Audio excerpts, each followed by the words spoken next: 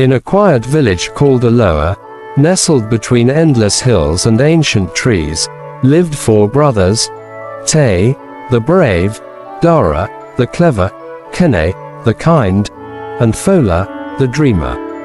They were inseparable, bound by blood and an unshakable bond of curiosity.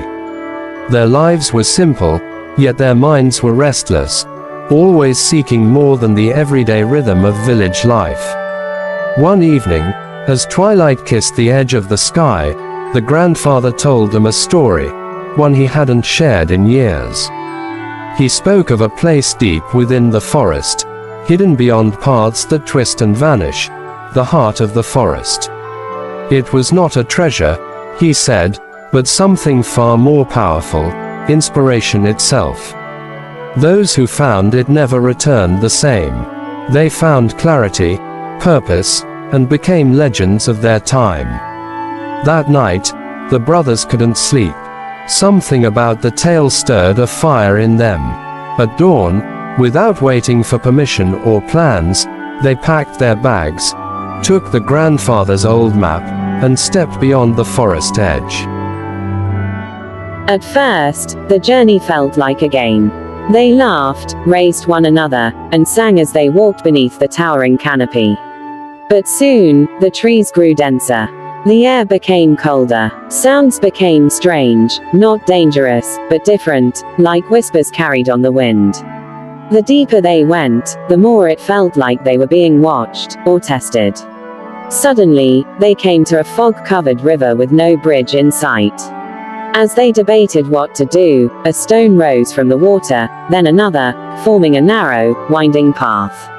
Te, without hesitation, stepped forward, balancing with steady courage. The others followed carefully. Once across, the stone sank again into the river's depths. Further ahead, they encountered an owl, but not an ordinary one. It spoke. In a slow, echoing voice, it asked a riddle. I live without breath. I grow without life. I am cold in my death, but warm in your strife. What am I? The brothers looked at one another. Dara, thoughtful as ever, whispered, an echo. No. A shadow. No. Ice. The owl nodded and vanished into the air. Their final challenge came unexpectedly. A small creature, trapped beneath a fallen branch, whimpering. Heen rushed to help, even though the others feared it might be a trick. But as he lifted the branch and freed the animal, it transformed into a glowing fox that bowed deeply before darting off into the forest. The path ahead lit up, revealing a clearing none had seen before. There, in the center, stood a tree unlike any other. Its bark shimmered like stardust. Its leaves pulsed with light. The brothers stood in silence. And then, it happened. Each of them felt something stir inside. Not a voice, not a vision, but a deep understanding. Te saw himself guiding others. Dara saw creations he hadn't even dreamed of yet. Heen felt hands he could heal. And Fola saw stories yet to be told. They didn't speak much on the way home.